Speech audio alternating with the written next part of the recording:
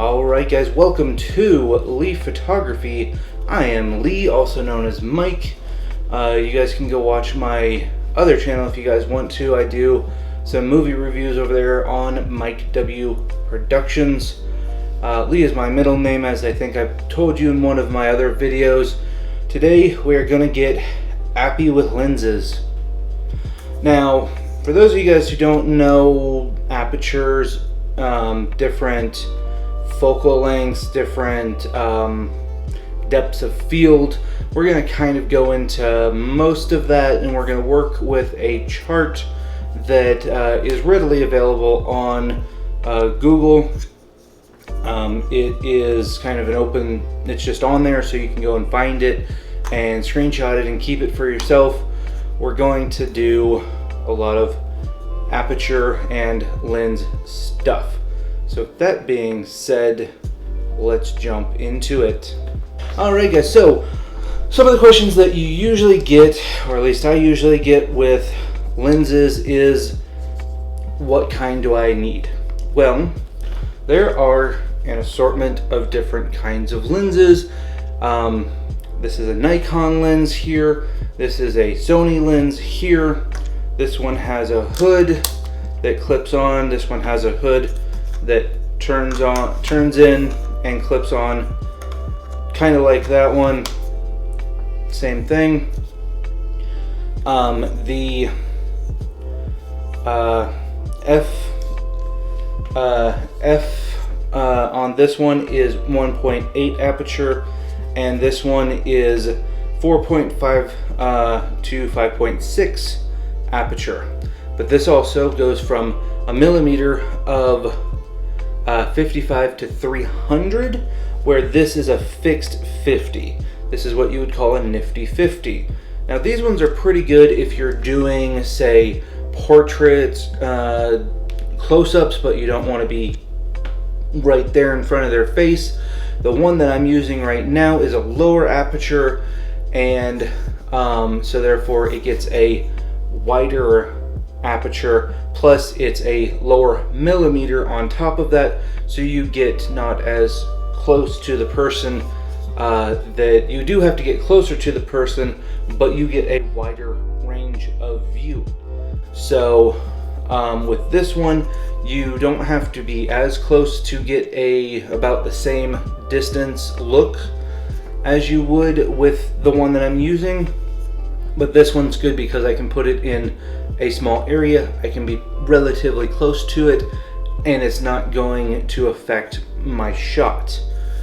These ones are good for, the one that I'm using is good for macro photography, little things, close-up portraits, wide angle shots, things like that. Whereas the nifty 50 is good for portraits, full body work, things that you don't want to necessarily be right up on somebody for, but you do want to be within a relative distance. And then this guy is for my older camera, which is a Nikon D32. This is the Nikon DX 55 to 300, and that is a 4.5 to 5.6 aperture. So this one would be good for if you're doing nature photography. You want to see it up close, but you don't want to be really close to it. I'll add some photos kind of showing you what I mean, because you want to see the deer, you do not want to scare the deer. It also has a smaller lens option on it, so, and we'll go into that form of aperture here in a minute. But the millimeters, that's what basically the millimeters are for. You can get 55 to 300 millimeters lenses with a wide aperture, but they cost a lot of money. So that's why I got this one. This one was back in the day about $400. It has auto and manual focus, and it has a VR on it, which is your basically shake resistance on there as well. So So the millimeters is basically how close you're going to get to things and focusing in and out of things. So the 55 is like the pulled back version, but if I wanted to zoom in, I can go up to 300 on this one. Some of them go way higher than that. Some astrophotographers have those really big ones that are like Canons, probably 4 Canon, and they get like the moon really tight. I can do that with this one though. A bird that's like a mile away, astrophotography, they want to get some kind of planet, you know, like looking through a telescope. They just get really expensive. But that's basically what these guys are for. Now, what is aperture? Okay, I'm gonna put that guy right down over here in a safe spot. Aperture is your lens, not the lens itself, but the thing that's in the lens. So I'm going to take this off and kind of show you. Hopefully you can see in there that little flower looking thing with that tiny little hole. That is your aperture. Now this aperture is up to 1.8, so that's a pretty wide aperture with a millimeter of 50. So 1.8 is fairly close to as wide of an aperture as you can get with one of these type lenses. Again, this big old guy is at 4.5 at its widest aperture. Now, what is there's kind of a contradiction when you talk about apertures when it comes to the numerical differences. So if I shoot this at an f-stop of 20, okay, or 22, that means that the lens, that little dot that I just showed you, that little bladed thing that's in there, is going to be really small. Okay, now if I'm shooting at a lower f-stop, the lens is going to be open, like all the way open at the lowest, and then it just keeps going down from there. I'll show you guys a chart that will kind of explain that for you. So what happens when you have it all the way open? Well, you get more light in, because it's kind of, think about it like your eyeball. When there's a lot of sun, what happens? Your retina, this little black thing right down in here, gets really small. Why is that? Because it's letting less light in because there's more light around you. So keep that in mind when you're doing photography. If you kind of keep that in mind, think about it like an eye. There's tons of light, and maybe I should up my f-stop just to balance things out. Now, the f-stop is how big or how small that dot is going to be. So a 1.8, like this guy, has a fairly wide open aperture. So that means that little thing that's in there is going to open up pretty significantly. And so it's going to open up pretty much the encompassing part of that lens. I'm not gonna put my finger on there because it's a pain to clean. But that little black dot that's in there, I'll show you here. That part there, the little piece of glass that's right here, it'll open up to pretty much that whole thing and absorb all the light that's coming in through it. And then you get a brighter photo. You get what's called depth of field, which we'll go into here in a second. And you can either get a sharp depth of field or an open depth of field. So with that being said, also when you go to a higher aperture f-stop, it's making the lens smaller, so you're letting in less light, but you're getting more of a view of things. So if I'm to show you this lens, and I just want you to see this and everything beyond it is blurred out, I can do this it'll focus, and then everything behind it will get blurred out, or it should get blurred out if the camera is doing what it's supposed to do with the autofocus and the focusing, if you're focusing it properly. If I want to get everything, I can lower the amount of space on the lens itself, on that little shutter, but the smaller that is, the more it's actually focusing on.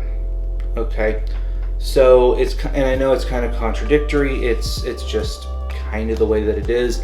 I had to learn that and relearn that while doing photography. It's very weird kind of concept. It's kind of a backwards thought process, but it is what it is. Now, what is depth of field? Depth of field really is just, I see something. Okay, so what I want you guys to do is here's the hands down easiest way of explaining depth of field without going into mathematics and a whole bunch of junk. Okay, put your finger right in front of your face. Focus on the front of, or put your hand in front of your face. Focus on your hand.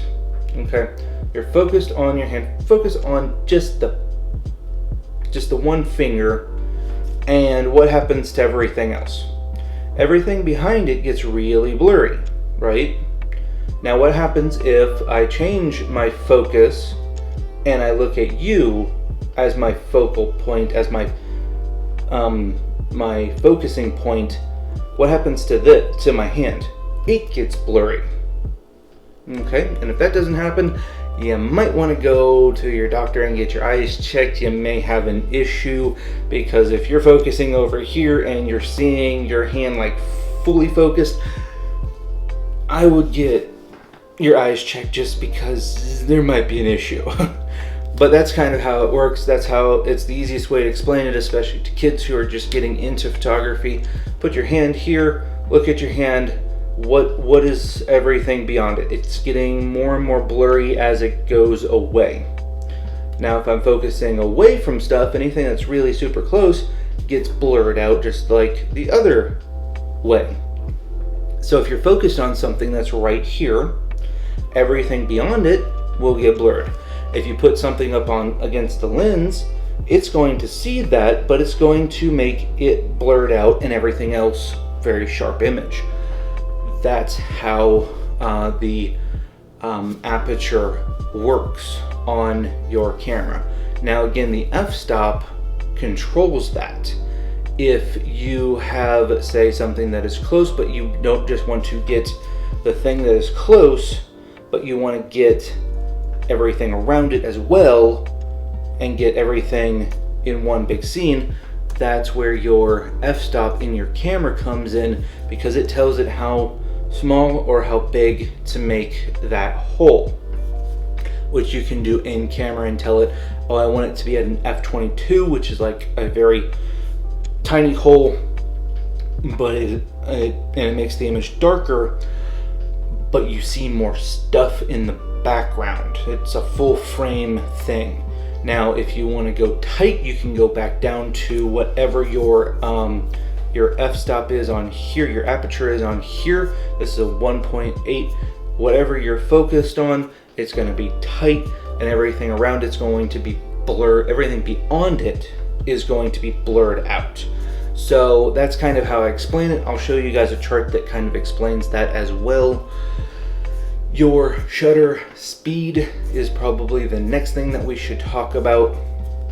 Your shutter speed has a lot to do with motion blur, or the lack thereof motion blur. So these kind of cameras with a low aperture are very fast. These guys are very fast as well. It's just depending on the camera, the make, the model, and what they're made for. Now, smaller apertured cameras are super fast, can go into fast speed modes for things like sports and stuff, but you're only going to get the wide aperture view. You're going to get everything but it's going to be everything. You're not just going to get the one guy running. That is what this guy is for, and you're going to want to put your speed up pretty high to capture them running, because you don't want to get what's called trailing. And I'll show you a trail shot that I did, and that is it's a blurring effect that happens when you're using a slower aperture. So with these guys, if you're doing like a sports thing, a football game, and you're following the guy and you go as you follow him, each picture is going to be relatively within no motion blur, depending on how fast your lens is actually opening and closing.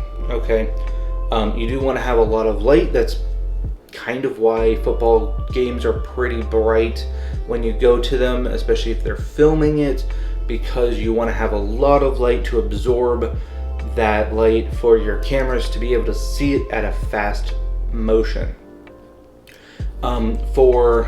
Especially I do this with my nature photography, especially for things that are flying. I've gotten hummingbirds, which I'll show you guys, and you guys can go check out my Instagrams, both my portraits and my natures. I'll put the little link to names down here somewhere for you. And that's basically your speeds. The thing with your speeds is the slower your speeds, once you get past 1/1000th of a second, which is kind of a generic, pretty fast speed, you will get motion blur if you're tracking or if anything's moving. You're gonna get some motion blur, but it's relatively not a big deal. Anything faster, 1/100th, 2/100th, or 1/200th, 1/1000th, and on, you're going to get faster shutter speeds. That lens is just going to open and close real quick, but your images are going to get darker as that happens. That's why you want to have a lot of light when you're doing speed shots. If you're doing slow motion, you want it to be either darker, or you can get a lens cover that's a ND filter, and those cover the lens and make the images dark. It's kind of like putting glasses on your camera, on your lens. That way you can shoot at 1 second, 2 seconds, 3 seconds, and up sometimes. If you're doing night photography, you might want to use 1 or 2, maybe 3 second exposure times. Be careful, because as the Earth rotates, you will get star trails, and they won't be dots, they'll be little blurs, but that's another video for another time. So with that being said, guys, that is basically your starting point of how your camera lenses work, the apertures and how they work. Go ahead and I will link I'll try and link the Google image for you guys there. If not, just take a picture of your screen or screenshot it, however you're watching this, and then you'll have kind of a reference on what I am talking about. So again, thank you guys for coming in. Next week I should have another video. If there's anything that you guys specifically want to talk about, want me to talk about in the photography world, let me know. I am also thinking about maybe doing some crafts that are for photo shoots. If you guys have any other questions or any ideas on what you want to learn specifically with photography or videography, let me know in the comments below. If you guys like this video, give it a thumbs up, of course. If you don't, either leave it alone or give me a thumbs down. It lets me know that you guys like this video or not. If you guys want to see more of this, hit that little subscribe button, and we will see you next time. Peace.